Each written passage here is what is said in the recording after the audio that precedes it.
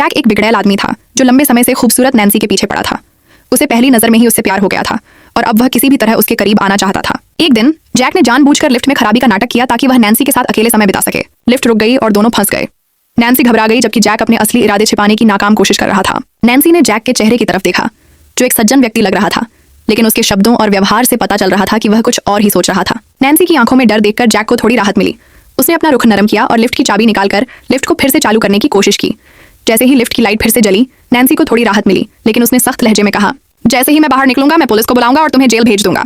यह सुनकर जैक का चेहरा पीला पड़ गया। वह घबरा गया और गुस्से में लिफ्ट को फिर से बंद कर दिया। नैन्सी ने चाबी छीनने की कोशिश की, लेकिन जैक ने उसे रोक दिया।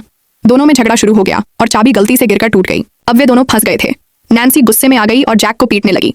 उसने पास में पड़ी रेड वाइन की बोतल से जैक पर जोर से मारा, जिससे जैक जमीन पर गिरकर बेहोश हो गया। नैन्सी को लगा कि शायद वह मर गया होगा, लेकिन जब वह पास पहुंची तो जैक ने अचानक अपनी आंखें खोल दी।